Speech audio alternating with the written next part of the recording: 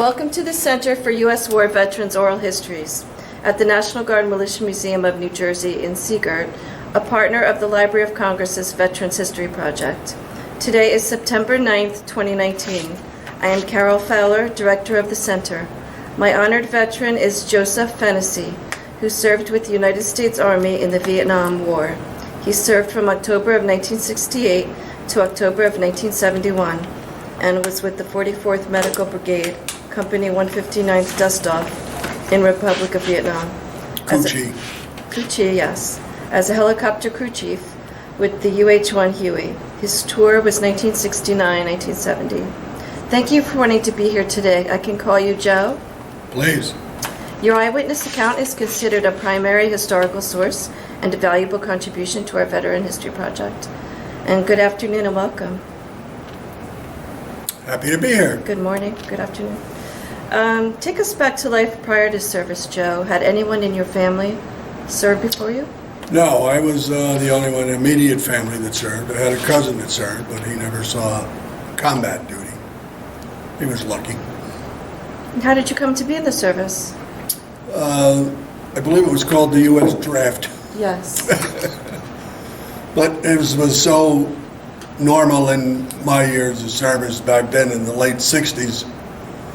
They started offering additional training for the extra year that you would give them under being a draftee, which was a 2-year term. To go regular Army, you had to give them the 1 extra year, but they guaranteed you training for doing it. In other words, you were going to take your chances if you were just a 2-year man, a U.S. And in them days, you were pretty much guaranteed you were going to be 11 Bravo and going to go infantry. If you. What was your motivation? You had been working as a machinist helper? Yes. And you were age 21? Yes. So you wanted to have that extra year of training to be able to get a better job? Well, I figured in the late 1960s, you were pretty much guaranteed you were going to go to Vietnam unless you were some sort of whiz kid and they were going to find something more available for you that fit your knowledge, your schooling. But from all the qualification tests they give you, you already knew about what you'd be qualified for. And I knew I'd be qualified for helicopter aviation mechanic. So I says, for 1 more year, I says, I'd rather fly over it than have to walk through it. So. How did you know that you would be? Well, I mean, you didn't. It was a gamble, but it was pretty much common knowledge.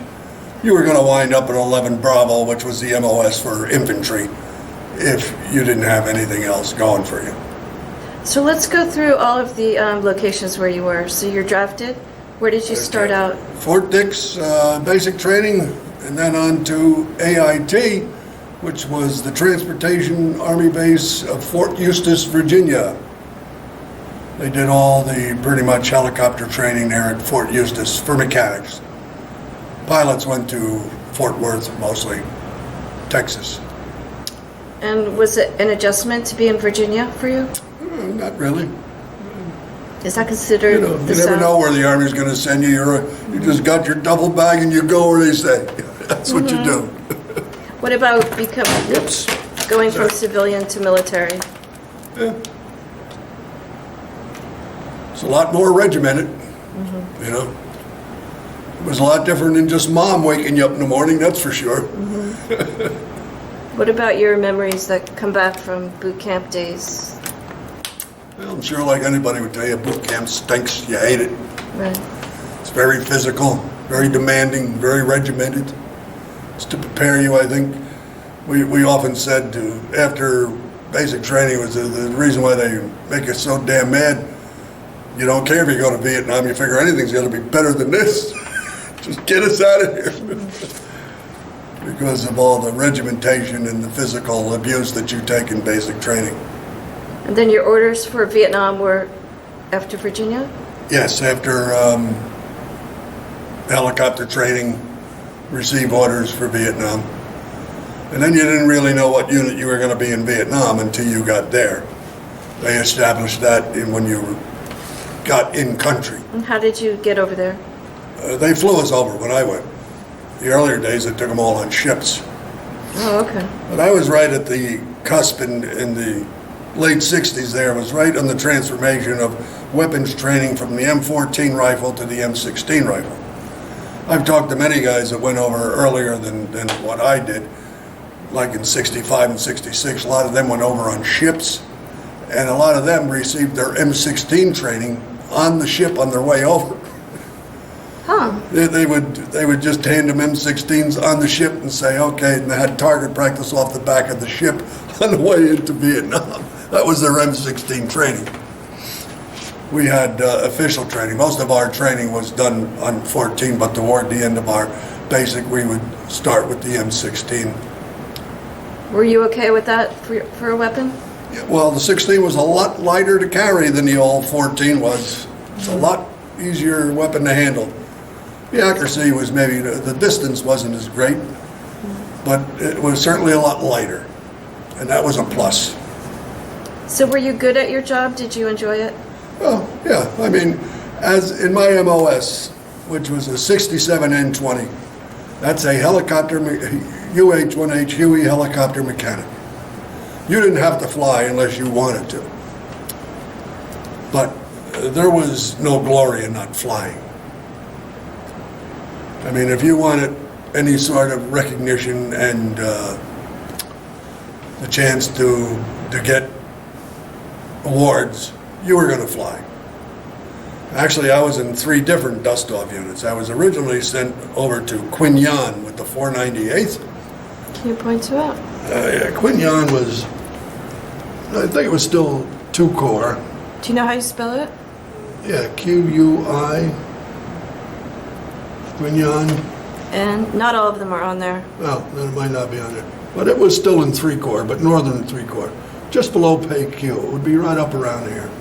Oh, sorry. That's Pleiku. And that was one of our standbys up there at the 498. So Quin Yon, Ansan Valley would be right in there somewhere.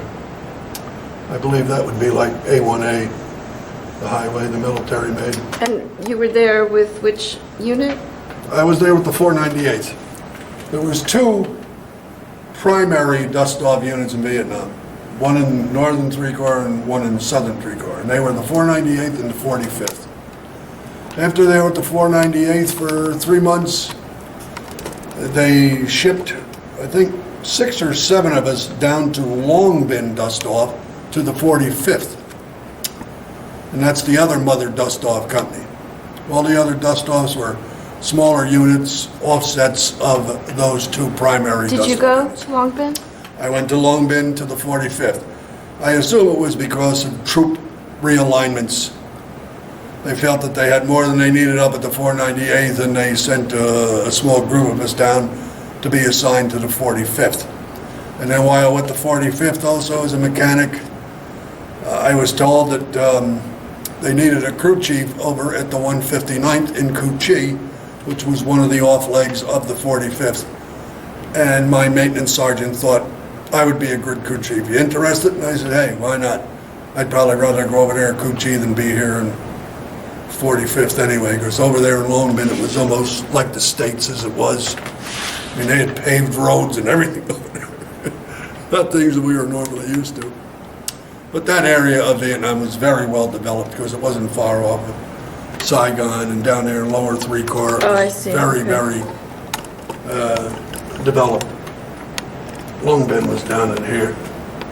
Yeah, I see by the, between 20 and 21. Yeah. Yeah, that's Long Bin, yeah.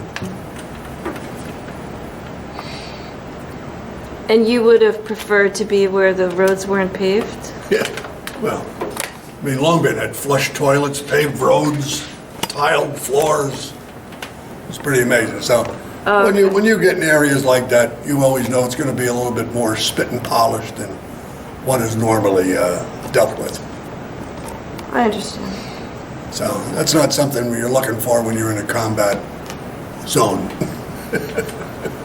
And we spoke off camera about Cu Chi and all the tunnels that were developed underneath. Yes, it was later discovered that there's a large tunnel complex underneath Cu Chi.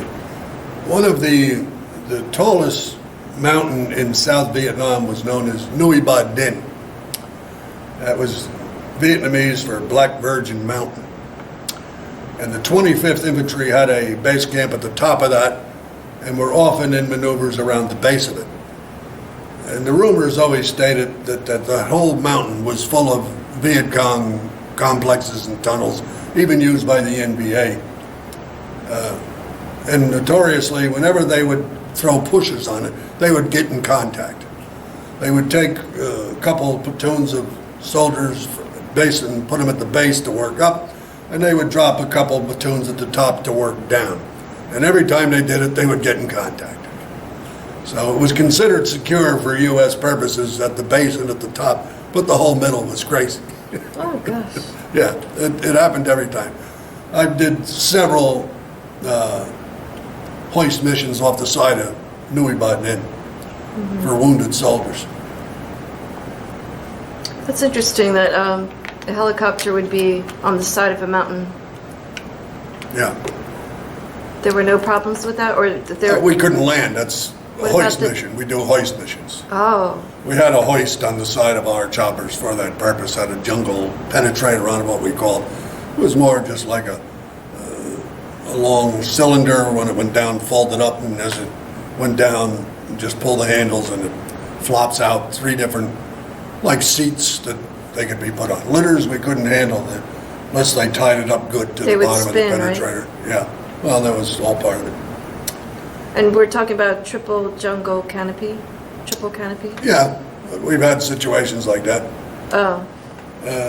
Not everywhere, so. Not everywhere. It Because was of- worst up in Tay Ninh for jungle around the Hobo Woods area up there. That was a heavy fortified Special Forces area. Special Forces had a camp up there. Arvin Special Forces were stationed up in that area. And that was always a hot area. They still had many, what is still referred to as free fire zones in that region of Vietnam, because it was heavy jungle and very fortified by North Vietnamese and Viet Cong soldiers. Let's talk about free fire zones and ARVN. Yeah. Did you have an opinion of the ARVN Special Forces? They were very well trained and educated, the Arvin Special Forces, much better than the normal Arvin soldier. Oh. There was even the Army, or the Republic of Vietnam Air Force. And these guys were pilots, and they were trained in the United States for like 3 years, and Oh. their English was next to perfect, and they flew F-16 Hornets. These guys were top shelf stuff, obviously, very well educated as they progressed, but the standard Arvin soldier was not, I wouldn't put him in comparison to the American soldier. Of course, we didn't do them any justice by doing what we did. I'm sure that's, okay, Nixon, you did what you could with your Vietnamization program, Oh, but yeah. in the same tokens, it didn't do those people any good. The way the North, to me, was able to win that war, that they were just had more endurance and drive to continue on. And of course, they were completely supported by Chinese weaponry and Russian, and Soviet. Russian, communist weaponry and ammunition. I mean, this was not a war that you could go up and just keep blowing up the North. Well, none of their infrastructure was there to progress in the war. All their weaponry and weapons, ammunition came out of Red China and out of Russia. That's a good point. Yeah, so, I mean, if you wanted to beat them, you would have to go over and blow up Russia and Japan, or China. But also, after we left and got everybody out of there, I mean, they weren't in full American support for ammunition. They were starting to get rations. We left all our heavy equipment there, like tanks and jeeps and all that, and they used, of course, all our facilities. But our ammunition and stuff, they really rationed those poor people for what they had. So you can't hardly fight a war with, when you're rationed the amount of bullets you get. Mm-hmm. That's a good point. That's what it came down to in the primary end. Mm-hmm. The North were more determined and Yes. more straightforward, simple as that. Compared to the South, weren't really in the fight.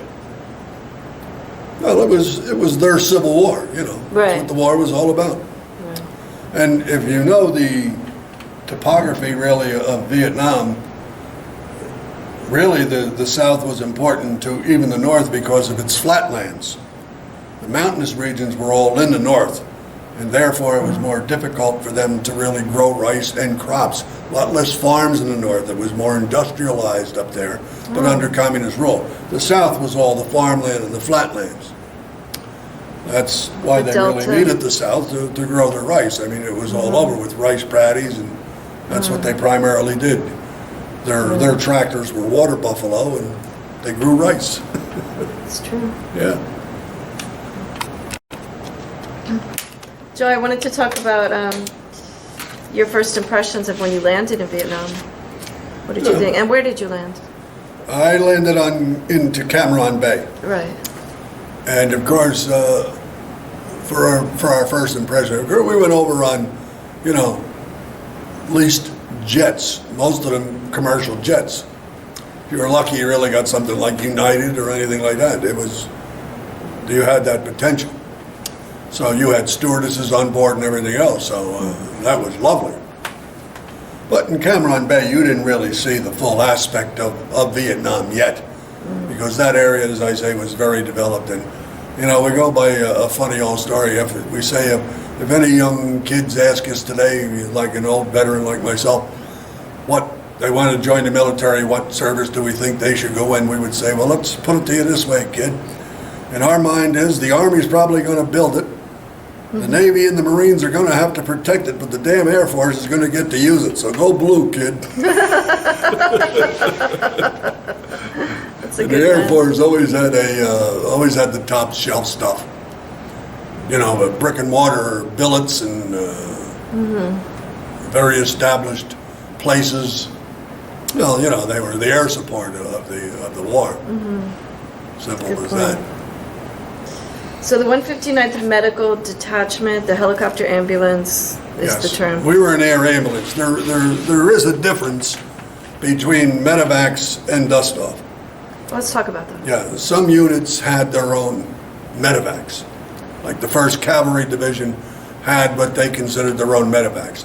They were dedicated exclusively to their unit. Those were armed, right? They carried M60 machine guns like a troop carrier, what we called a slick ship, where you would fly with a gunner and a crew chief, each manned at a 60.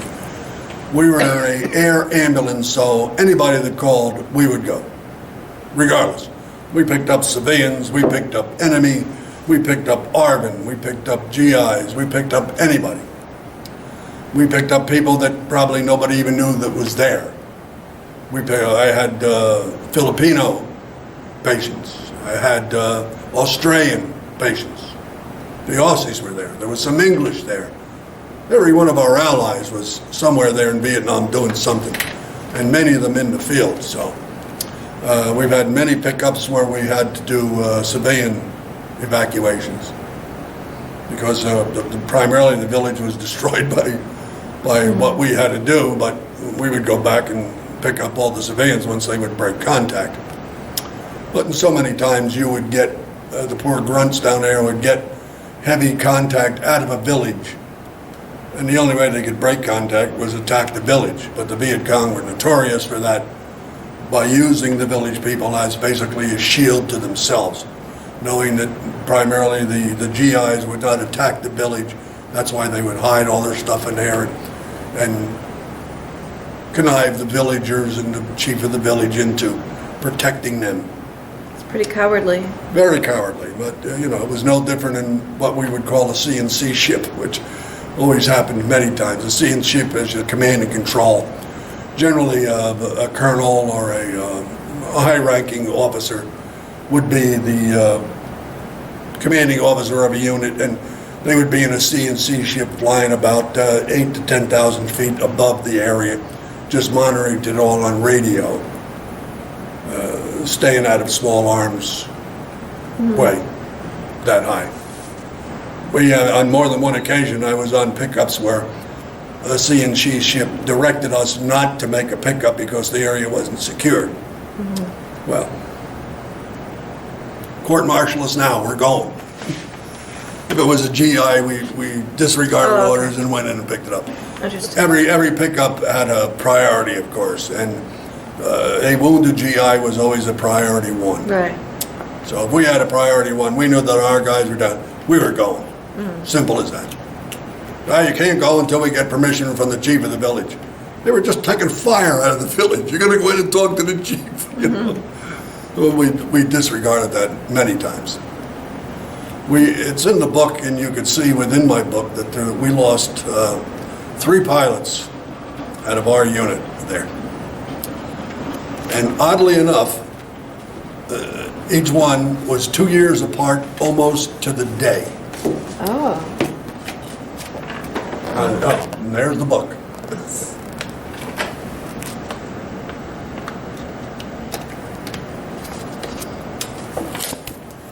All those stories were, of course, compiled from every people that were in the unit and put together by one of our then medics who I flew with many times, Randy, a very good medic. Something that may not be known to most people is most medics were conscientious objectors. When they would get a draftee conscientious objector that didn't believe in firing and shooting at other people, okay, fine, you're a medic. Typical military way of doing stuff. There was a movie about that. Yeah, World War I'm II. sure there was. Not Vietnam, it was World War II. Yeah, I've been doing it, that practice for years on end, no doubt. He didn't want to carry a weapon. And he ended up being a hero. Yeah. We were, because we were what was considered an air ambulance, we were not allowed to carry automatic machine guns. But we carried M16s, and a lot of guys brought on an M79 with them, which is a grenade launcher. And I carried a sidearm, a pistol, and an M1 carbine, an old carbine left over probably from the French days. It was an old rifle, but I liked it better than the M16, even though it was a bolt, not as fast. But we weren't there to return fire. It was last resort. Self-defense. Yeah, basically. I used to carry 4 rounds in my sidearm, 38, one for each crew member if it ever came down to that. It wasn't made for really any sort of protection. Okay. The Huey helicopter was, lack of a better word, very resilient for what it could withstand from enemy fire, especially small arms, that was amazingly enough that they could still operate. I was on one that we took about, I think it was counted somewhere around 35 holes in that sucker from getting contact. It was off a Tainin standby, actually. My pilot got shot up pretty good on it, too. But it took every bit about 35 holes. That's when you're getting that severe fire, you know, you try to make yourself as small as you can. So what happens when your pilot gets shot up? How do you... Well, as a crew chief, we were not flight qualified, but we were very flight savvy. You know, if it had to, we could have flown that thing, if at all necessary. In that case, where we got shot up so bad, our aircraft commander did get hit, and I was actually slapping my medic going like this to him, meaning to pop his seat. The back of a Huey pilot seat had releases on them because they ever had to get a pilot out of the way. You could pop these release levers and the seat would fall back into the cargo area of the aircraft. And he didn't know what I was talking about. Finally, I pushed him out of the way and popped the seat so the pilot went off the controls and into the back so he could tend to his wounds. And oddly enough, when he got shot up, he caught, I think, 2 rounds in his right leg and 1 in his left arm. And spontaneously, when you're on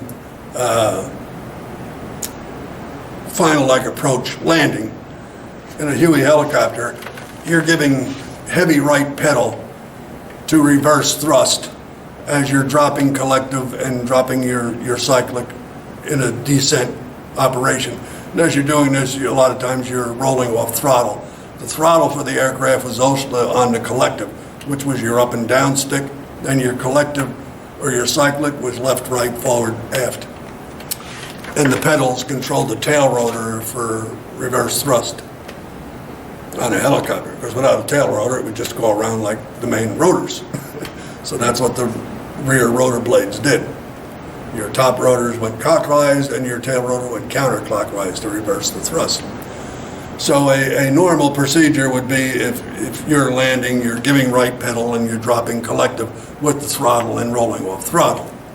Well, when he got shot up, his right leg went dead and he kicked right pedal and he's dropping collective and rolling off throttle.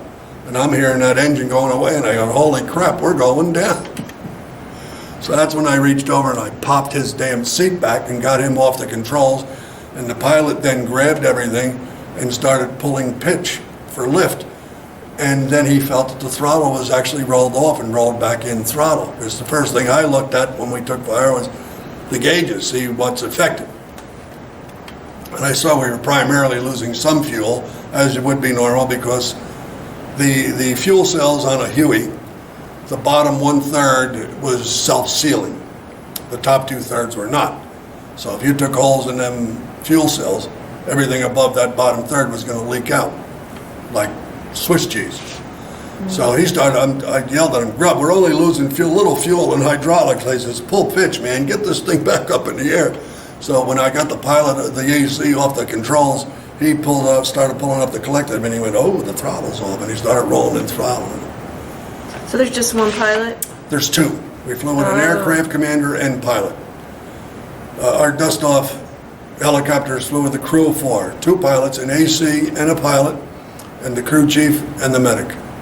Okay. That was our crew. Mm-hmm. And everyone got along? Were they all bunked together and eat together? Well, the officers had their own set of hooches, and us EMs had our own set of hooches. EM is the crew Enlisted chief? members. Yeah, mechanics, crew chiefs, medics. And we had, they were called hooches. They were primarily just framed buildings with tin roofs and screening onto it to keep the bugs out. And we, most of them, we had sandbagged up about the bottom 2/3 for any potential mortar fire or anything like that to help protect you, so you'd try to sleep below the sandbag level. Mm-hmm. But we had electricity in them, so we were living better than the poor grunts were out in the field.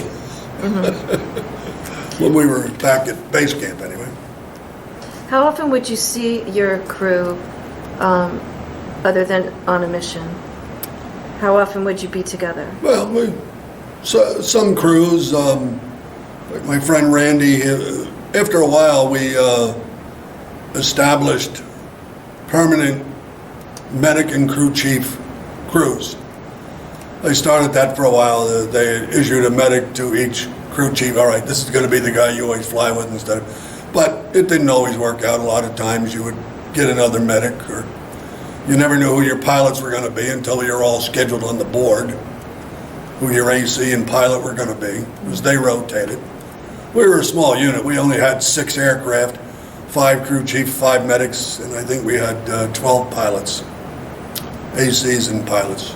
6 ACs, 6 pilots, and a CO.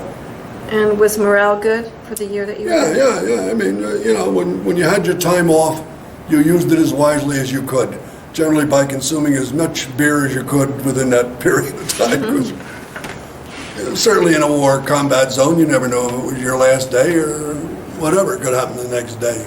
Were you well supplied? Well, we were supplied as well as you could be. We had, there was some EM clubs on the compound, and you would go to them. We had PX where you could buy beer. What about USO? There was the U.S. shows that would come sometimes. Of course, I was just talking to Joe out here, your other guy, and about the Hope Show came to Coochie in '69. Oh. Bob was there. That was one of the base camps he came to, was Coochie. And that year he came, he actually had Neil Armstrong with him. Oh. So this was not much after he had his moon landing. Right. Yeah. So Neil was fun and very interesting. I believe on that trip he had with him the Gold Diggers from the Dean Martin show, Pretty Dancing Girls. He had Connie Francis with him. Mm-hmm. A couple other people, but Neil Armstrong was, of course, the big celebrity that he had with him. Neil did a Q&A, actually, in the show. We go, well, what the hell? Neil don't sing or dance. Right. What else is he going to do? Doesn't He's going to tell do a jokes. Q&A. So when you were talking about the priority rescue would be a GI, I was thinking of other Americans like reporters or USO entertainers. Would those ever have to be rescued? Well, certainly if they were injured, I mean, the call would come in and we would consider certainly any media personnel as a priority one. They were issued priority according to what they were. Oddly enough, also on a top priority was a guard dog. The dog handlers were really strange individuals, but those dogs were worth all the money in the world for what they did. They were really very well trained, and of course their senses were much sharper than a normal human being. But we would never take a dog without its handler. If the handler was injured, we had to pick him up, the dog came with him. If one of those dogs was injured, the handler came with him. But they both had equal priorities of top priority, being American soldiers. That's a good point. Yeah. I'm glad you said that. Yeah. But let's say that you had to get an injured dog and the handler wasn't there or the handler had passed. What would you do? Would you still? Well, we're certainly going to take them. Oh, okay. We were never allowed, first of all, to be called in for KIAs, killed in actions, because we were an air ambulance. We were not there as That's a good point too. Right? evacuees of dead guys. They could not call us in for any KIAs. You weren't a coroner. Right. You're more EMS. Right. We would, our mission was not to go in there and take anybody just to grave registration. That was a different unit that would do that. Well, primarily what they would do with any KIAs were they pull them back to their LZ area. Maybe the next slick ship to come in with maybe more troops, they'd throw them on that and have them take them back in the body bag. I mean, we've had them where they had just died before going on the aircraft. And I can remember more than one circumstance, my AC yelling at me in my headset, "Is he dead? Is he dead? Are we taking him to graves registration?" I go, "We take him to the hospital, sir. We cannot determine this man's dead. That is not our responsibility. That's a doctor's responsibility. We cannot pronounce him dead, even though we know he is. We cannot pronounce him dead. Take him to the hospital." Simple as that. So the mission of your unit, would you say, was to provide aeromedical evacuation of selected patients, emergency movement of personnel, and uninterrupted delivery of biological and medical supplies? Not so much the medical supplies. We had... Is that blood? Well, Moving blood? We had, like I say, we were a small unit of only 6 aircraft. And at any one time, we had 3 of them active. We flew daily a first up, which was the primary aircraft that would do all the calls that came in.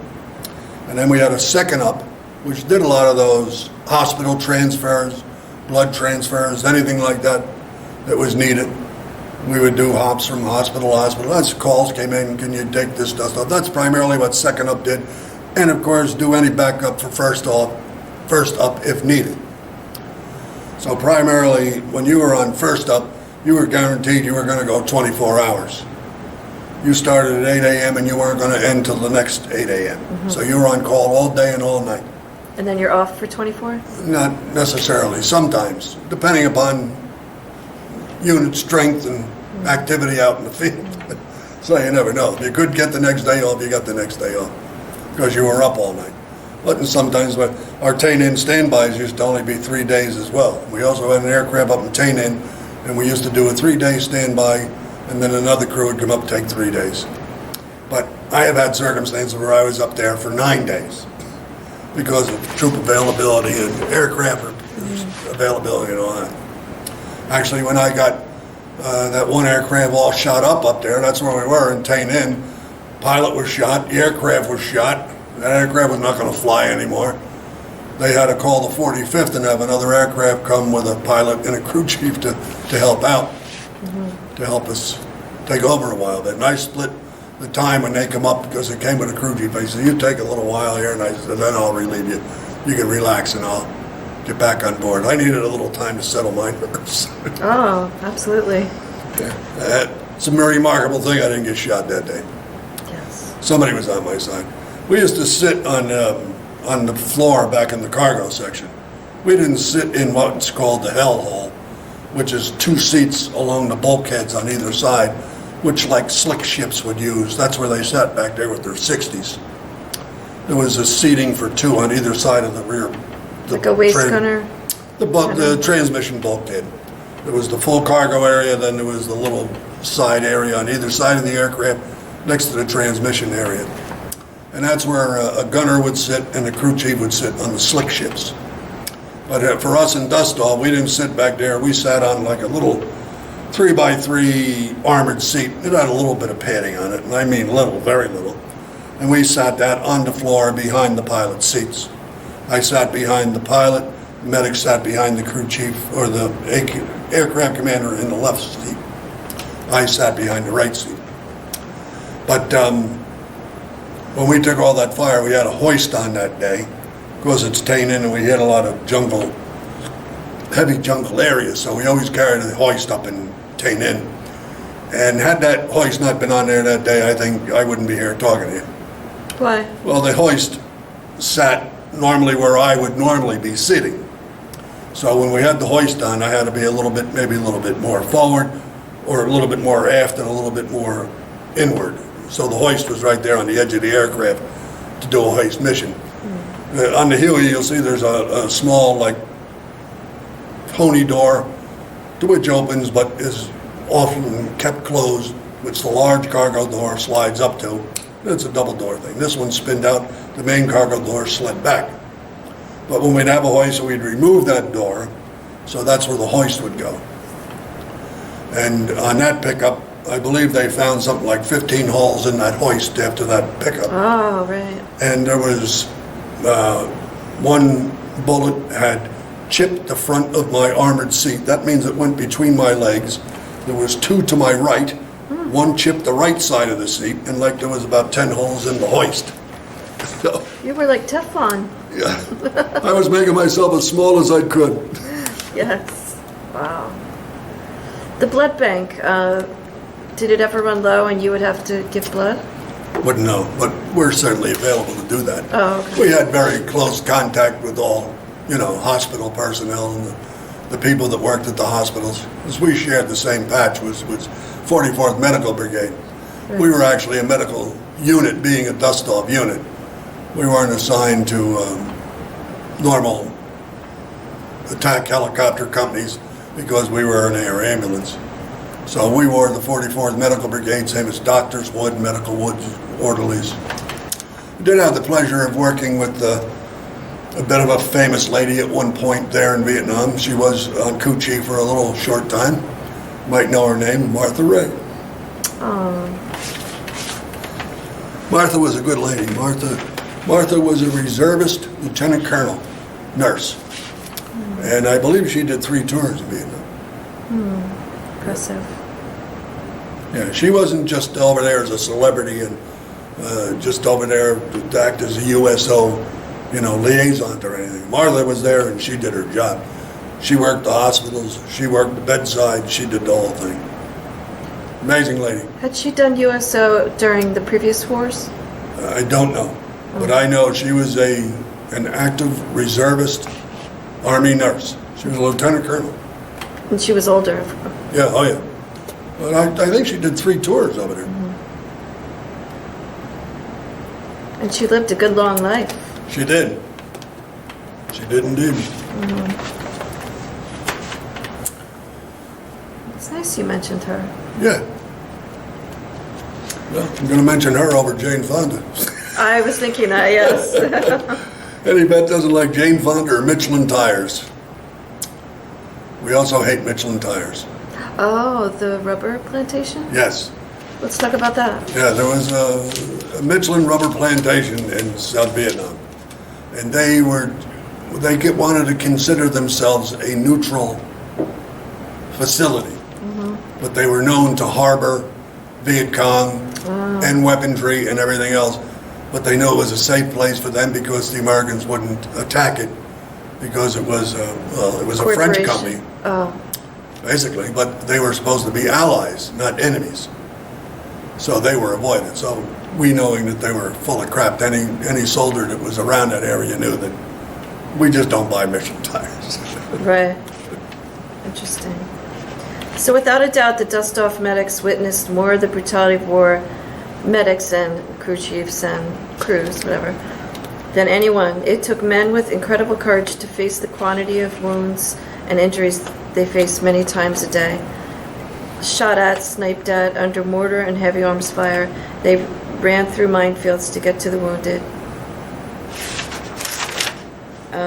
Unlike the armed helicopters of medevac embedded with the first cav, dust-off ships were unarmed, their crews flying into hostile environments, extricating any wounded, be they friendly or foe. Yep. Provided life-saving care for them while on board en route to field hospitals. Yes. So can you draw a picture for me of what that looked like, the field hospitals? MASH. Oh, okay. MASH was a field hospital. No brick and mortar. MASH, just no tents? brick and mortar. Right. MASH is an acronym for Mobile Air Surgical Hospital. Right. That's what a MASH unit is.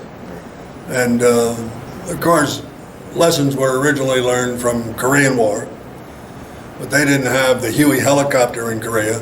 They had the smaller aircraft and smaller choppers to do that, and they didn't fly with crews of medics and crew chiefs. Now they use I can't even remember what they call it now. It's not even Hueys, the Blackhawks, thank you. They use the Blackhawks now, and I saw a thing on, I guess, History or National Geographic or something, how they do it today in Afghan, and they're flying with small medical teams now. They're flying with almost a doctor, they got, almost physician assistant PAs on these things. And with the regular crew of a crew chief and everything else. I think they go down with like a crew of 6 on the Blackhawks. I mean, their job is no easier than what we had. We just did it with smaller stuff. We could fit on a Huey, we could fit, if necessary, 4 litters and 4 ambulatory, which means they were walkable. Oh. But we had litters, of course, were just the flat stretchers, and we could stack them 3 high in the cargo area on the front of the transmission bulkhead, and if totally necessary, we could have put a 4th one on the floor in front of the other one that was on the floor level. I've had situations where we've had like 20 people on the aircraft. Wow. But they were civilians. When they'd go in and do an aircraft, those are always tough pickups when you got to go in and get the kids and the women and everything else. But they're small little people, so we could fit 20 on them, but no problem. Okay. Right. There weren't 20 GIs. Right. You'd never do that. Right. So we already talked about triple canopy jungle, terrain, bad weather. Do you have any memories? Oh, we had some tough times. I mean, Vietnam really only had 2 seasons, hot and wet. Monsoon. That was the Toon season, yep. In the rainy season, I mean, you could hit nasty storms. The call comes, we go. We were able to get through it. Like I say, the Huey was a very resilient aircraft. It was amazing what that aircraft was able to do in severe conditions, where nobody in their right mind would even try. I mean, I flew and, we got one back like a piece of Swiss cheese. And it never saw the skies again, I'm sure. That sucker was junked. Right. What about constant guerrilla attacks? The front line changed every day. It did. You never know. When them guys would go out in the field, their missions were just hump it until you find it. Intelligence would come in and say, we find strongholds, strong military or strong enemy movement in this area or that area, and they'd send in the grunts. There was no fun down in the Delta area either. For a while, we had to do an additional standby down in Saigon, so that would take us into the Delta area, South Vietnam, 4 Corps. And down there, a lot of it down there too was Navy guys. They had those river boats. Yes. They were called Brown Navy guys. They called themselves the Brown Navy, because they ran the Brown rivers. Oh, okay. They weren't the Blue Navy guys that were out in the ocean. Right. They were called the Brown Navy guys, and they were pretty crazy.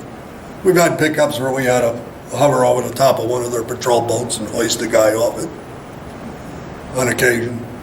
Oh, okay. Find their location in the river and then just hover over the top of them and lift them off of it on the jungle penetrator. Because they weren't strong enough to hold us landing on it. I mean, I've had pickups where we could, during the wet monsoon season where it was so wet and the rice paddies were so high and full, we couldn't even land in the paddy without having water up over the side of the cargo doors, where we actually had to hover over the water level. And the damn infantry guys, the grunts, would be floating or injured out. The biggest, so we'd build them a little raft and float them out to us so we could lift them up and pull them on. Any conditions, any situation, we win. And then also vehicles were affected by landmines, ambushes, road conditions, sometimes no roads existed. Yeah. And so how to transport the wounded. As well as infantry guys hit landmines. I mean, now they call them IEDs. There they were booby traps. The Vietcong were notorious for booby traps. They used to plant landmines in a lot of the rice paddy dikes because they knew that the grunts would walk along the dikes. They'd plant landmines into those dikes.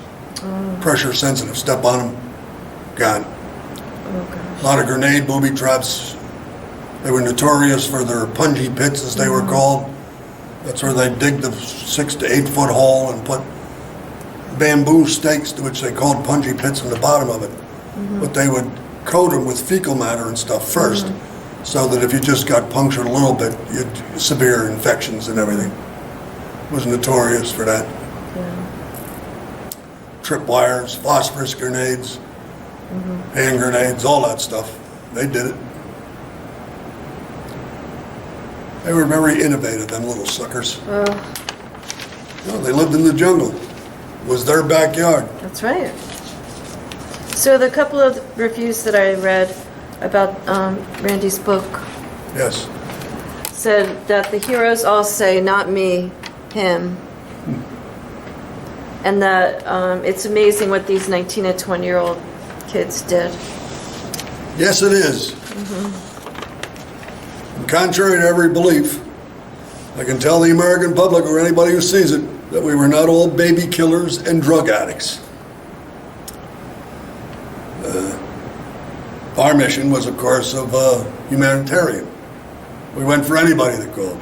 That's right. We were saviors. We weren't shooting anybody. It's true, you were saviors. Yep. Well, that Red Cross was not supposed to be shot at. But as I can say to you, the gooks never got the memo, you know. That's right.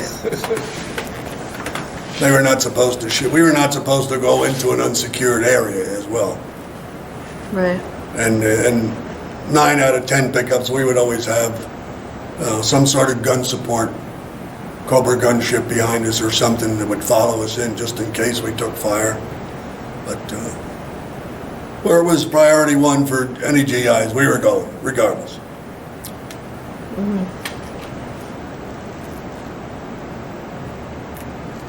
So that incident with the pilot getting hurt, was that the closest call that you had?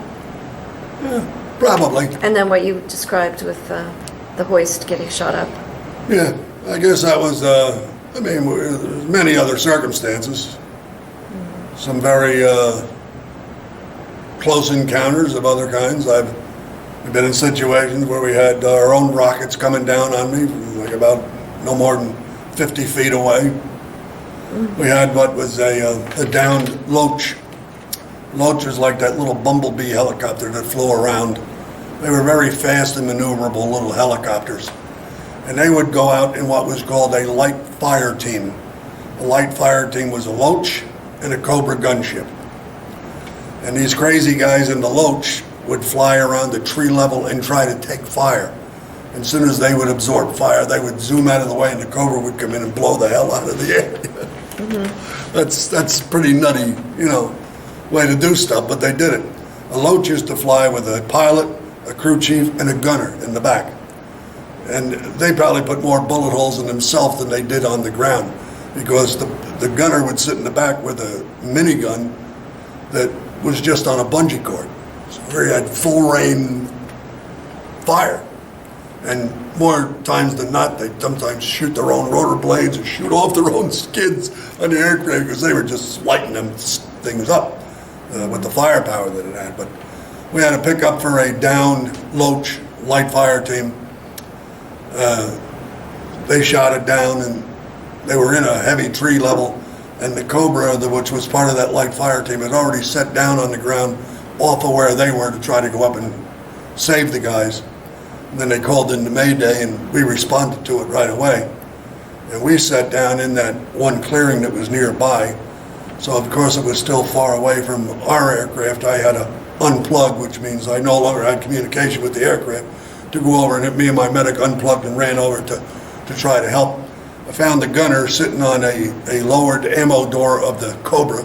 They pulled him out of the Loach, and he had a severe wound through his right arm, blew out his shoulder.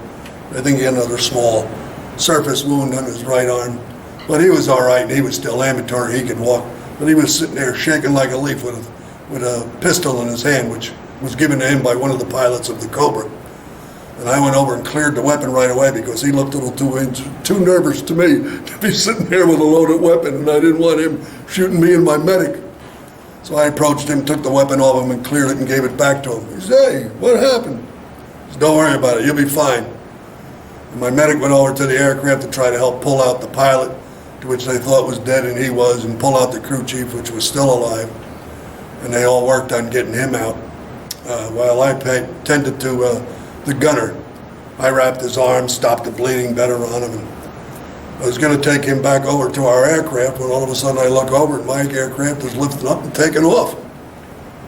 Well, that tightened me up a little bit.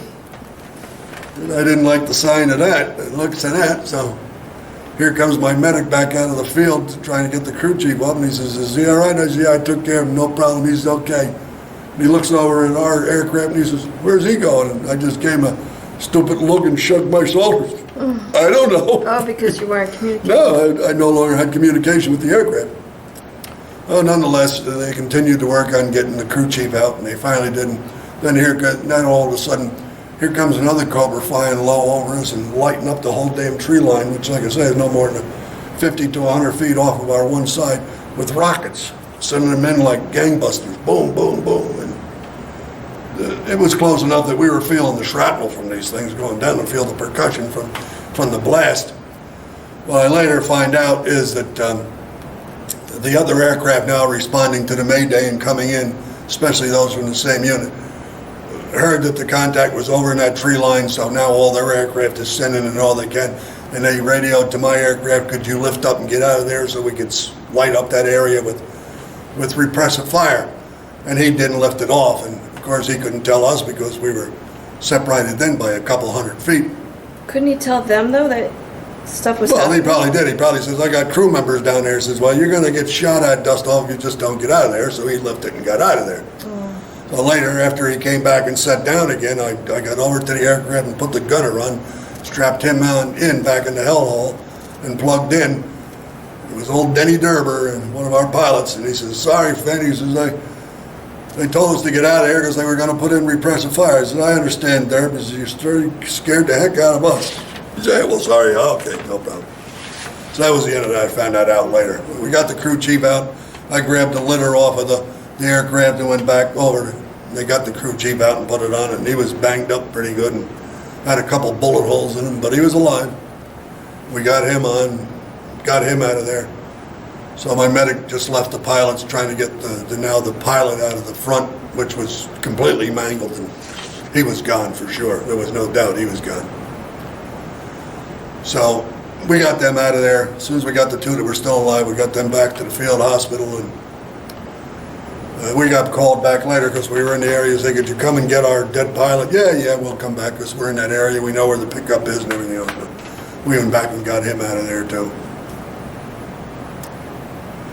On more than one occasion, we would often, if we had the time, we would, if we knew we had somebody very severely wounded, I always made a point to go to the hospital and see if they were still going, if we were successful, that the person was still alive. I mean, we saw some pretty horrific stuff. Sorry. Yeah, well, we did, yeah. There's a lot of nasty stuff rat holding our head. And there's no reason to repeat some of the stuff we had to say. It's just makes no sense. And that was that. So how do you have such a good attitude about it all? What do you credit it to? How can you have a bad attitude about it, you know? It's like anybody, I'm sure, in the military will tell you. We had a job, we went and we did it. We were asked, we went. You know, it was, do your job. That's what it was. You didn't know if tomorrow was coming, but they gave us a job, we did it. That's the way you're trained. It seems like you didn't take it personally that you were left and that you were shot at, friendly fire. Well, you couldn't, you know, there's a reason for everything. If you're realistic enough to to understand natural life, there's always a reason for something. Nobody does stuff maliciously or with intent to harm anybody else. You were a team and you worked as a team. That's the end of that. That's the way the Army teaches you. You're not a unit of one. You're a team. You wrote on your form that you had impact citation. You never saw orders? No. So you're not sure about it? No. What does that mean? Well, any awards primarily are given to individuals, basically only if anybody at a high enough attitude sees it. Some of the stuff we did were more severe than stuff I got awarded for, but nobody was there high enough to see it. It's not, we don't come back as a crew after a very severe pickup and say, wow, that was really something, we should be put in for an award. No, we never said that. We never wanted to hear that. You were too busy doing your job. Exactly. And, I'm not going to say, hey, my pilot did a hell of a job today, I had to put him in for an award. We don't do that. We were all just doing what we were supposed to do. And we made it back successfully. That was our reward. Our weapons were efficiency and speed. Our idea was to get in there, make the pickup, and get in and out of there as fast as we could without any hostilities. An impact citation was, we had a pickup, and believe I was in the Delta area. I think I was flying out of the Saigon standby for that one. And it was a group of grunts, I don't know, they got into something. And it was also a severe weather situation where nobody would go in and get them out of there and, called dust off. They called and we went. And we made it through the severe weather, and it was a tough pickup. They cleared it, they made a clearing for us so we didn't have to do a hoist. It was originally supposed to be a hoist. They says, no, we think we got an area where you can land in. And we did, but it was tight, but we got in. Our pilots, as they always did, a heck of a job. And we got the patients out of there successfully, never took fire, got them out of there. Didn't get stuck in the trees or the jungle or anything. Got it all done, and everything was beautiful. Well, 2 days later, I hear that some general saw it, and they wanted to award the crew the Distinguished Flying Cross for making such a wonderful thing. And they called us out. We had to go out where the unit was, and that crew that was flying that day, me and my medic and the 2 pilots, we went, and some general pinned the medal all on us and says, well, we didn't produce the orders yet, but they're going to catch up with your 201 file sooner or later. And they pinned the award on us. Then I find out it was also in a local newspaper in my hometown at that point in New Jersey. Somehow they got wind of it. Incredible. Yeah, I don't know how that happened. But I never saw the orders. They might be in my 101 file today, and I don't know it. And we should mention that you have over 200 hours of combat flight time. Yes. Well, you get, I believe the standardization is you get a basic air medal for every 25 hours of combat flight time. Oh, yeah? Yeah, they used to do it with oak leaf custers, but because we got so many of them, they then changed it to numbers. You got your basic air medal ribbon, and then you would put the number of basic air medals you have, and then perhaps, and if you had any with Valor device, which was basically compared to the Bronze Star for infantrymen. You would put the V device on your air medal, and perhaps how many of them you had. I believe I got 4 of them with V device and like 9 or 10 air medals, I don't even know. And the DFC, to which I don't even know. Would you like to read your chapter in the book? I don't know, you want me to read from it? Can you see okay? Yeah, well, the first part is my bio, which is nothing. We already know who I am. And Chris Crowley wrote this introduction for me. He was one of our aircraft commanders. Mm-hmm. His father was, in fact, a general, I believe, in the Army. Oh. Chris was a good pilot. He was a good aircraft commander. He says, Joe was an exceptional crew chief. He took great pride in the aircraft. Of course, we had to because we were responsible for the aircraft. Mm-hmm. You know, as a crew chief, your function is you are responsible totally for the aircraft. You do everything but fly it. But when it goes, you go. We had to pre-flight it. We had to clean it. We had to maintain it. We kept the logbooks on it. We did all that. That was a crew chief's job. So every day before it would fly, I would go out there and do the full pre-flight of it and everything else. The Crow says, any pilot who overstressed or abused his Huey would hear about it. A true professional and team member working as a well-orchestrated, quick-thinking, courageous, boy, Crow, you're full of crap, and always prepared while loading litters under a multitude of high-stress combat situations. Joe also acted as our backup medic, sitting with first aid whenever possible. He is a great credit to our unit and is embodiment of what every dust-off crew chief should be.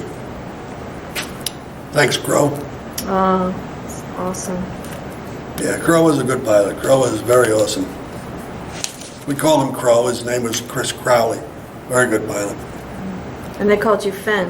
Yeah, a lot of them will. They also labeled me Hungry Joe, was my nickname. And I think that primarily comes from, if you know, in the military, you are very regimented and you are told when you can eat or not eat. So, you know, the mess halls were only open at certain hours. For breakfast, it was open like maybe 5:30 to 7:30 hours. And then lunch would be from like 11:30 to 13:30. And you had to get in there within that time frame if you wanted to eat. And then, of course, the dinner meal was like 1,500 to 1,600 or whatever the hell it was. But I don't remember the exact times. But it was the same thing even there on our base camp. We used the mess hall of a different unit. We weren't a big enough unit to have our own mess hall. But because we were dust off, and if you were first up, as soon as the mess hall would open, you would always see a large line forming to get into the mess hall for the meal. But all the people there knew that the dust-off crew could just walk right up to the front of the line and go in, because we didn't know if we were going to get called during our meal, before our meal, and never even get in there. Mm-hmm. So they respected us for that aspect of it. Just go in, walk up front and go in, you're fine. So it seemed to be that whenever I was on first up, notoriously we would lose the first or the second and the third meals. They used to say, hey, you're flying with Fenn again today? You're going to miss dinner. Oh. Guaranteed. You seem to always get the missions following one another. Never make the meals, you know. And then we'd come back and they'd get sea rations for us, which were probably left over from Korea. We never, you know, they weren't exactly the top shelf stuff. Mm. So that's how I believe they coined me the nickname Hungry Joe. Hey, with Hungry Joe today, you're going hungry. Because we seemed to be flying every time that for what the hours would be to eat. We'd be getting mission after mission after mission. Were there packages from home, letters from home? Yes, oh yeah, everybody got that, as we called them, care packages that would show up. Mm-hmm. And of course everybody, you know, some people sent absurd things that you could never use in a combat zone, but for the most part, you know, moms mm-hmm. make cookies and stuff that would make the trip. Mm-hmm. Yeah. And how was it when it was getting time to leave, to go back? Oh, everybody wanted to be short. As soon as you know it was time to go, boy, you just walked around short, and they'd always give you at least 3 or 4 days to what they called clear over there to make sure your shot record was up to date and what you had to have and all your medical files and all that stuff. And close out everything you had there to get ready for deros, for departure. How was it leaving your crew? Yeah. You always knew somebody else was behind you. You know, those are the days of the draft. As soon as you go through and did your tour, you had somebody behind you to take your place, and things continue on. The 159th Dust Off actually continued existence past Vietnam. There was actually a 159th in Germany, Right. still flying as a matter of fact helicopter unit. Different patch. They created their own patch, but they carried on. And of course that made us a bit proud knowing we made it through that one. And I don't know if a 159th was stationed in Afghanistan or not, if they continued over there. But we know that there was a unit in Germany, the 159th, continued on. Can you talk about your homecoming? There wasn't a homecoming. No? No. We never had homecomings. We weren't so privy to that, you know. We were not exactly the best liked veterans. What about you in particular? I don't recall any. In fact, as we landed in California. I believe it was San Francisco Airport in California. Civilian airport. Were you in uniform or no? Yes, you had to fly in uniform. In fact, they didn't want you being in dirty, rotten fatigues Oh, right. from the unit. They inspected every soldier before he got on the civilian aircraft to make sure he had sufficient clean clothing on to return back to the U.S. And they had an area there stateside that you go in and they were going to issue a set of dress greens to then transfer to a civilian aircraft to fly back home to your home state. And if you desired, there was a large cafeteria style operation where they gave you a steak dinner if you wanted. That was the homecoming.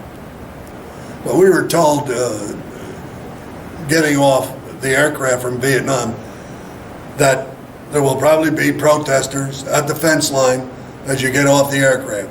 Do not make eye contact, do not stop and engage with these people. Just keep your head down and walk right into the terminal as best you can. And there was, when we landed, there was people there protesting, sign, baby killers, and all that, yelling obscenities at us. And good way to come home, huh? And you still had a year left to serve? I had 2 years almost, well, a year and a half. In fact, I got, after being back 6 months, I got orders to return back to Vietnam. Oh, gosh. And I found the right guy, and I says, this is crazy, I was already there. He says, you don't want to go back? I says, no. He says, all right, and he just wrote something on there, he says, done. I says, that's it? He says, that's it. And I stayed in the unit I was in. When I came back stateside, they put me in an armor unit. I was in tanks. Where was that? Fort Hood. They put me in the 2nd Armored Division in Fort Hood.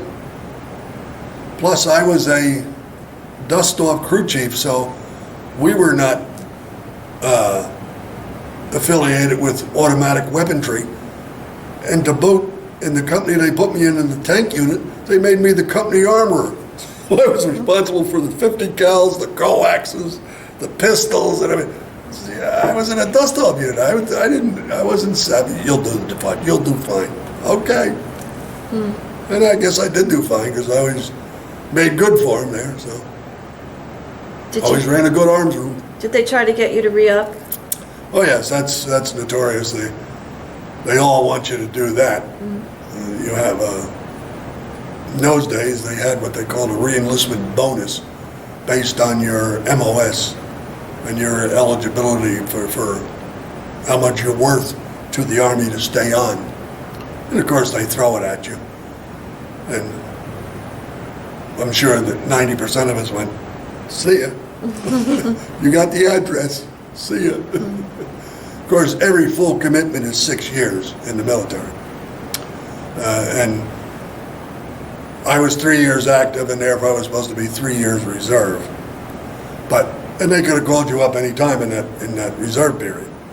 But I would say 99% of the time you never got a call back.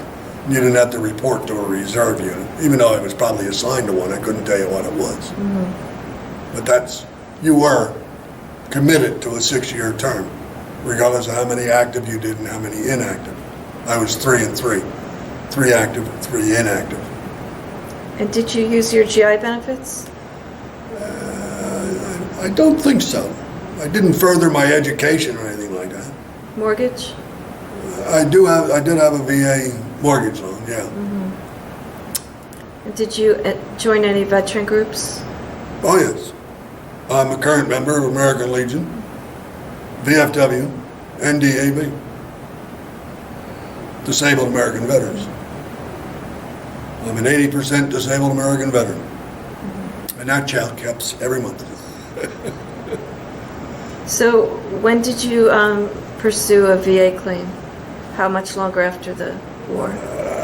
My first VA claim was shortly after becoming civilian life again. I was first rated at 30%. Then I found this lady friend of a neighbor of mine, my other home in New York State, who worked for the county VA up there. And she kept on me for, hell, I think maybe even 3 years. She goes, "You got all this wrong with you now and you're only 30%? I says, "Yeah, Chris." I says, "I don't follow it. I get a check every month that's 30%. She said, "You're crazy. You're more eligible." She goes, I said, "Why don't you bring me your 214? She said, she harped me for 2-3 years. And I just kind of blew it. Finally, one time I says, "You know what? I'm going to take Chris my 214 and see what she can do for me." I took her my DD 214. I saw Chris and I says, "Here, you've been after me." She says, "Okay, you're going to be here tomorrow." I said, "Yeah, I'll be here tomorrow." She says, "Make sure you come up to the house here around 5 o'clock tomorrow when I'm off." Okay. Next day I went up to see her and my buddy. I had a beer with my buddy. She brings me over like 5 different forms. She says, "Sign here, sign here, sign here, sign here." She says, "Okay, I'll let you know." I signed my name like 4 or 5 times, and all of a sudden I got all their stuff in the mail. Says, "You're now rated at 80%. And all I did was sign my name 5 times. She knew everything she had to do for me and did it. It's a great connection you made. Yeah, it with was her. a great connection. She don't even work there anymore. They got a new guy which she couldn't stand and she quit the job. And said, "I'm glad I got you when you worked there." Yeah. She was a good veteran service officer. Well, I'm glad you're getting help for Yeah. disability. Everybody that knows we get that says, "Well, you guys deserve it." Absolutely. Who doesn't? Right. So do you have reunions? We had one reunion. There was 2 for sure. Of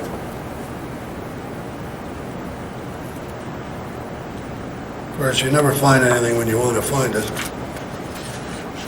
I think we tried for 3, but we certainly had 2.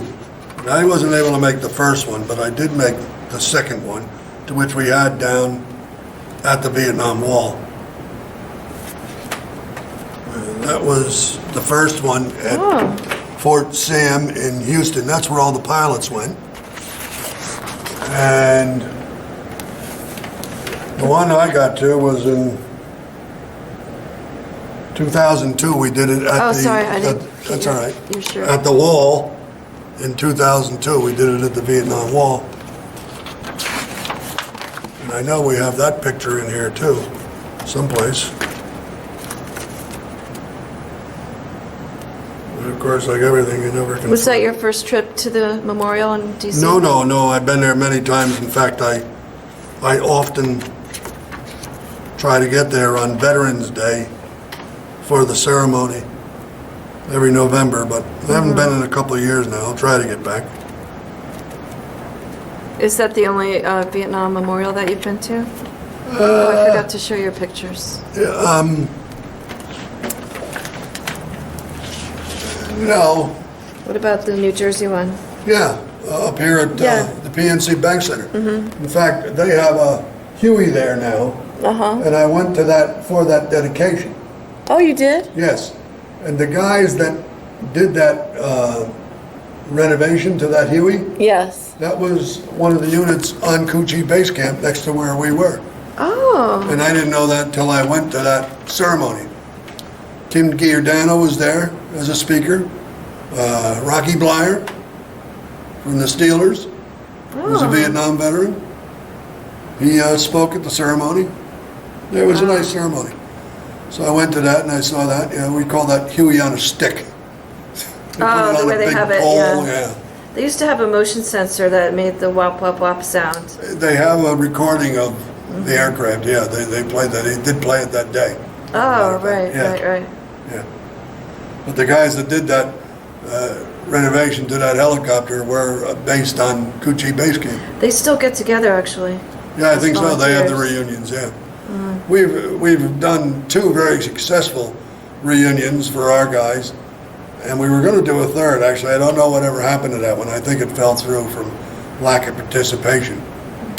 But, you know, we got guys spread all over the country. So Right. It's not This easy one is for local. everybody. The Homedale Volunteers. Yes. It's local. Yeah. They get together every month. Yeah. I keep telling my buddy Randy, I said, we're going to do another one. We can all go to the Finger Lakes. I can't put everybody up, but I can put a bunch of us up. You know, and anybody comes with a camper, I got a plug-in for them. We can always go to the Wings of Eagles, which is down there in Corning. It's a very nice facility. It's a type of museum, but they have all aircraft. It's all based all on aviation, and they call it Wings of Eagles. And they got a Huey there. In fact, that's my picture in there, where they said, Randy says, we want a before or a then and now photo.